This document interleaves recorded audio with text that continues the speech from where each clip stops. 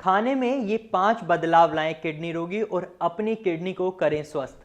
नमस्कार, भारत होम्योपैथी के YouTube channel पर आपका स्वागत है।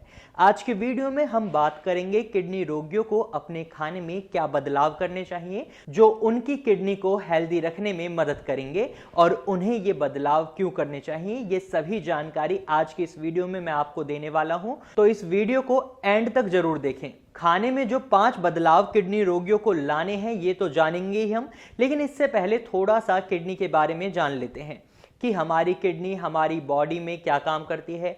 हमारी किडनी हमारी बॉडी में एक फिल्टर मशीन की तरह काम करती है। हमारी किडनी हमारी बॉडी से सभी वेस्ट मटेरियल्स को यूरिन के थ्रू बाहर निकाल देती है। अब ये वेस्ट मटेरियल्स आते कहाँ से हैं? ऐसा तो है नहीं कि ये हमारी बॉडी में खुद ही बन जाते हैं, ये कहीं ना कहीं से तो आते हैं।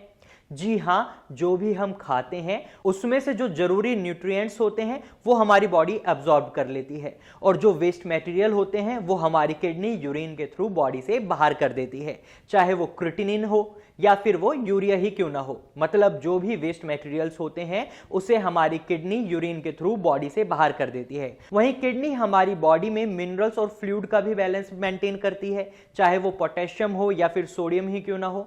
लेकिन जब किडनी में खराबी आ जाती है तो किडनी अपना ये काम सही से नहीं कर पाती और इस वजह से आपकी बॉडी में मिनरल्स के लेवल भी मेंटेन नहीं हो पाते। तो जब आपकी किडनी में प्रॉब्लम आ चुकी है तो उसके रूट कॉज पर हमें काम करना है कि ये प्रॉब्लम क्यों आई है। इसके लिए हमें क्या करना है? इसके लिए हमें हमारी बॉडी को मौका ही नहीं देना कि वो ज्यादा वेस्ट मटेरियल्स बनाए। इसके लिए हमें अपने खाने में कुछ बदलाव करने होंगे। तो बदलावों की शुरुआत हम पोटेशियम से ही करते हैं। तो सबसे पहला मेरा जो पॉइंट है, आपको अपनी डाइट में जो बदलाव करना है, आपको पोटेशियम के लेवल्स को मेंटेन करने के लिए अपनी डाइट में लो पोटेशियम वेजिटेबल और फ्रूट्स को ऐड करना होगा। ऐसा नहीं है कि पोटेशियम आपकी बॉडी के लिए खराब है। जब आप हाई अमाउंट में पोटेशियम खाते हैं तो आपकी बॉडी में पोटेशियम का लेवल बिगड़ जाएगा जो आपकी किडनी मेंटेन नहीं कर पा रही इस वजह से। क्योंकि जब आपकी बॉडी में पोटेशियम का लेवल नॉर्मल रहता है, एक नॉर्मल रेंज में रहता है, तो ये आपकी मसल्स को स्ट्रेंथ प्रोवाइड करता है, ये आपको एनर्जी प्रोवाइड करता है, आप फिट एंड फाइन महसूस करते हैं। लेकिन जब पोटेशियम का लेवल आपकी बॉडी में बढ़ जाता है तो यही पोटेशियम आपको थकान महसूस करवा देता है। आप बहुत जल्दी थकान महसूस करने लगते हैं, आपका शरीर टूटा टूटा रहने लगता है और आपको बहुत ज़्यादा कमजोरी महसूस होने लगती है क्योंकि पोटेशियम का लेवल आपकी बॉडी में बढ़ गया है। और वहीं जब आपकी किडनी में खराबी है तो ये पोटेशियम का लेवल बढ़ना आपकी किडनी के वर्कलोड को बढ़ा देता है। तो इसलिए आपको अपनी डाइट में से पोटेशियम को बहुत कम करना होगा। इसके लिए आपको क्या करना है ये भी मैं ही बताऊंगा आपको। पत्तेदार सब्जी आपको कोई भी नहीं खानी अगर आपको अपनी बॉडी में पोटेशियम लेवल को मेंटेन करना है। पत्तेदार सब्जियों की अगर हम बात करें तो पालक है, मेथी है, बथुआ है, इस तरह की जो भी सब्जियां हैं ये आपको नहीं खानी है। इवन पत्ता गोभी भी नहीं खानी है। वहीं आपको रूटी वेजिटेबल्स नहीं खानी है क्योंकि इनमें भी पोटेशियम की अमाउंट बहुत ज्यादा होती है। जो सब्जियां भूरे कलर की होती हैं, ब्राउन होती हैं, उन्हें भी आपको नहीं खाना क्योंकि जनरली जो सब्जियां जमीन के नीचे उगाई जाती हैं यानी रूटी वेजिटेबल्स होती हैं वही भूरे कलर की होती हैं, चाहे वो आलू हो, अरबी हो, शकरकंद हो। तो ये जो भी शकरकंद है, आलू है, अरबी है, ये जो भी सब्जियां हैं ये आपको नहीं खानी। आपको लो पोटेशियम वेजिटेबल्स खानी है। लो पोटेशियम वेजिटेबल्स की अगर हम बात करें तो लो पोटेशियम वेजिटेबल्स में आप वो सब्जियां खा सकते हैं जो पौधे पर लगी हैं, पेड़ पर लगी हैं। इसके लिए आप तोरई खा सकते हैं, घिया खा सकते हैं, परवल खा सकते हैं, बैंगन, टमाटर, भिंडी, इवन आप फूल गोभी भी खा सकते हैं। साथ के साथ मैं आपको 3 रूटी वेजिटेबल्स भी बता रहा हूं जो आप खा सकते हैं। ये किडनी पेशेंट्स को अलाउड होती हैं क्योंकि इनमें पोटेशियम की अमाउंट कम होती है। ये है मूली, प्याज और गाजर। आप ये 3 सब्जियां खा सकते हैं, इनमें कम पोटेशियम पाया जाता है। फलों की बात करें तो आप फलों में सेब खा सकते हैं, बनाना नहीं खा सकते क्योंकि बनाना में बहुत ज्यादा अमाउंट होती है पोटेशियम की। वहीं आप अमरूद खा सकते हैं, नाशपाती खा सकते हैं, साथ ही आप कुछ सिट्रिक फ्रूट्स भी खा सकते हैं। लेकिन अगर आपकी किडनी में स्टोन है तो आप ये खा सकते हैं। जो वीडियो मैंने आपके लिए बनाई है फ्रूट्स से रिलेटेड, आप उस वीडियो को इजीली देख सकते हैं। उसका लिंक डिस्क्रिप्शन एरिया में मौजूद है, आप वहां जाकर उस वीडियो को इजीली देख सकते हैं।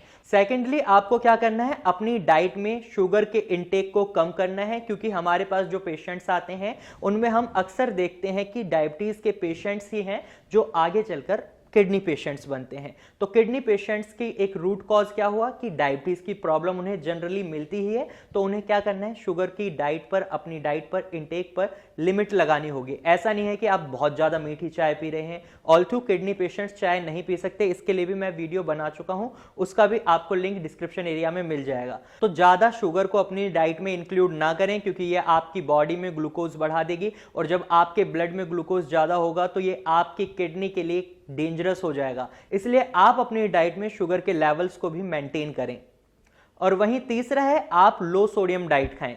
अपनी डाइट में जो चेंज करना है आपको, लो सोडियम डाइट इसलिए करनी है क्योंकि सोडियम क्या होता है, ये आपके ब्लड प्रेशर को बढ़ा देता है, और जब आपका ब्लड प्रेशर हाई रहेगा तो आपकी किडनी पर इफेक्ट होगा ही होगा। जो किडनी की खराबी है उसे ठीक करने के लिए उसे टाइम ही नहीं मिलेगा, क्योंकि आपके ब्लड का फ्लो इतना तेज होगा कि वो आपकी किडनी के नेफ्रॉन्स को, कैपिलरीज को, सभी को डैमेज करेगा। और जब आपकी किडनी और ज्यादा डैमेज होगी तो नुकसान किसका होगा, आपका ही होगा। इसलिए आपको सोडियम के इंटेक को कम करना है। आप कभी भी खाना खाते हैं तो उसमें नमक का इंटेक कम से कम करें, क्योंकि नमक बहुत ज्यादा अमाउंट में सोडियम आपकी बॉडी में बढ़ा सकता है। इसलिए आपको नमक को अपनी डाइट से अवॉइड करना है। चौथा चेंज आप अपनी डाइट में ला सकते हैं, आप ऑयल को अवॉइड करें, क्योंकि ऑयल आपकी बॉडी में फैट बढ़ा देगा, कोलेस्ट्रॉल बढ़ा देगा, और जब आपकी बॉडी में फैट बढ़ जाएगा और जब आप मोटे होते हैं तो एक मोटे व्यक्ति को ठीक कर पाना एज कंपैरिजन एक हेल्दी और फिट एंड फाइन बंदा है उसको ठीक कर पाना आसान होता है। इसलिए हमारी कोशिश यही रहती है कि पेशेंट्स ऑयल ना खाएं, ये उनकी किडनी पर इफेक्ट डालता है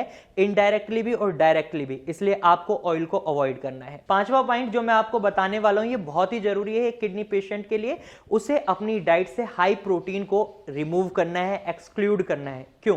क्योंकि हाई प्रोटीन आपकी बॉडी में क्रिएटिनिन बनाता है, और क्रिएटिनिन आपकी बॉडी में एक किडनी पेशेंट के लिए बहुत ही डेंजरस वेस्ट मटेरियल है, क्योंकि जब क्रिएटिनिन के लेवल बढ़ जाते हैं तो किडनी पेशेंट्स को डायलिसिस करवाना पड़ता है। कई बार सिचुएशन ऐसी आ जाती है कि डायलिसिस के बाद भी उन्हें किडनी ट्रांसप्लांट सजेस्ट कर दिया जाता है, और किडनी ट्रांसप्लांट और डायलिसिस दोनों ही काफी एक्सपेंसिव और पेनफुल प्रोसेसेस हैं, और किडनी ट्रांसप्लांट के बाद भी कोई गारंटी नहीं होती कि आपको जो किडनी लगाई गई है वो इफेक्टिव तरीके से काम करेगी या नहीं करेगी। तो ये भी हो सकता है आपने जो इन्वेस्ट करा है अपनी बॉडी में वो वेस्ट चले जाए। इसलिए कोशिश क्या रहनी चाहिए कि आप प्रोटीन की अमाउंट को कम से कम खाएं। आप नॉन वेज डाइट को अवॉइड करें, क्योंकि नॉन वेज डाइट में एक्सेस अमाउंट में प्रोटीन होता है। आप रेड मीट खाते हैं तो उसे बिल्कुल अवॉइड कर दें, आप चिकन खाते हैं उसे अवॉइड कर दें, मीट खाते हैं, मटन खाते हैं, फिश खाते हैं या सी फूड खाते हैं, इवन आप अंडे को भी अवॉइड करें।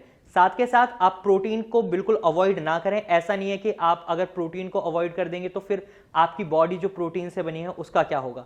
तो आप प्रोटीन खाएं, आप कार्बोहाइड्रेट्स खा सकते हैं, कार्बोहाइड्रेट्स में आप व्हीट से बनी हुई कुछ भी चीजें खा सकते हैं। हमारी बॉडी के पास एक स्पेशलाइजेशन होती है कि ये कार्बोहाइड्रेट को भी रिक्वायरमेंट पड़ने पर प्रोटीन में कन्वर्ट कर लेती है। तो इसलिए कोशिश करें आप प्रोटीन को अवॉइड करें। इवन डेयरी प्रोडक्ट्स को भी आपको अवॉइड करना है अगर आप एक किडनी पेशेंट हैं, क्योंकि किडनी पेशेंट अगर डेयरी प्रोडक्ट्स का भी एक्सेस अमाउंट में इंटेक करता है तो ये उनकी बॉडी में प्रोटीन के अमाउंट को बहुत ज्यादा बढ़ा देता है। तो आपको अपनी डाइट में ये 5 बदलाव लाने हैं जिससे आपकी किडनी जल्दी स्वस्थ होगी एज कंपैरिजन अगर आप ये बदलाव नहीं लाते।